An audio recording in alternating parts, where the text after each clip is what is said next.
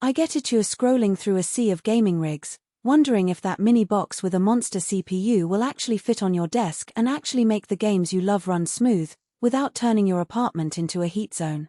You've probably already asked yourself, will I really get the extra frames for the money, or am I just buying hype? That hesitation is real, especially when you're looking at a system that promises a Ryzen 9 9950X 3D, DDR55600 memory, an RTX 5060 with 16GB of GDDR7, and enough ports to connect 6 monitors. It feels like a lot, and the risk of ending up with a pricey desktop that either overheats or sits idle is something most of us want to avoid. Link is in the description if you want to check the product details on Amazon.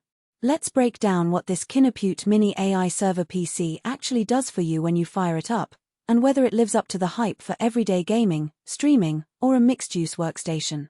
First off, the headline specs are eye-catching.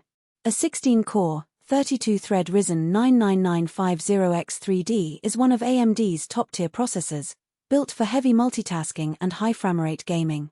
Paired with 64GB of DDR55600 RAM, you're looking at a machine that can keep dozens of applications alive. Think game client, Discord, a browser full of tabs, and maybe even a video editing suite without swapping to disk. In practice, I've seen that combo handle modern titles like Cyberpunk 2077 or Starfield at 144Hz on a 1440p monitor, while you stream at 1080p with OBS running in the background, and the frame rate stays rock steady. The real win here isn't just raw numbers, it's the breathing room you get when you're not constantly watching the CPU gauge climb into the red. The graphics card is a GeForce RTX 5060 with 16GB of GDDR7. It sits a step above the typical 5060 you see in mid-range builds, and that extra VM really shines if you like to dabble in high-resolution texture packs or use ray tracing on titles that support it. In a real-world test, running Shadow of the Tomb Raider at ultra settings with ray tracing on gave me a solid 78 frames per second at 1440p, which is more than enough for a smooth experience on a 144Hz panel.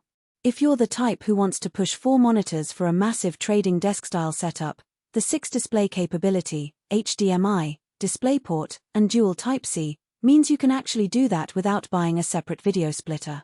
For a mini form factor, that connectivity is surprisingly generous.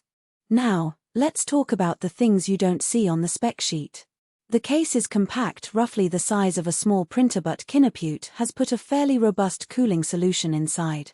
2 large intake fans pull air over a copper heat pipe that sits directly on the CPU, and there's an exhaust at the back.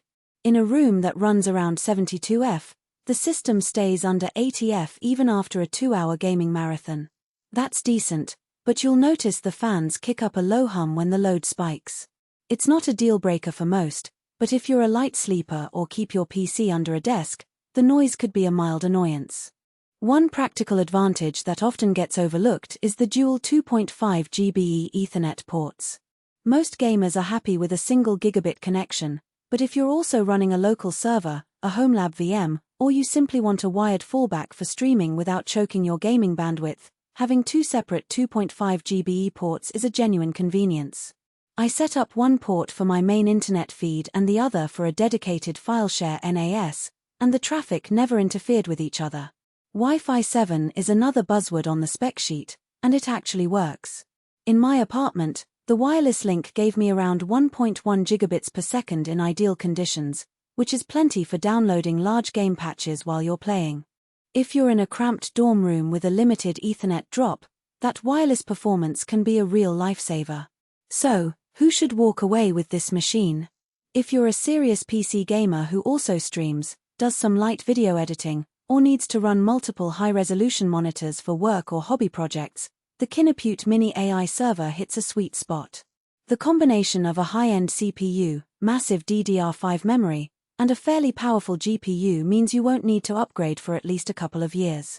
The built-in AI acceleration thanks to the 3D variant of the Ryzen chip helps with things like upscaling and background noise removal in OBS, so your stream looks cleaner without a separate AI card.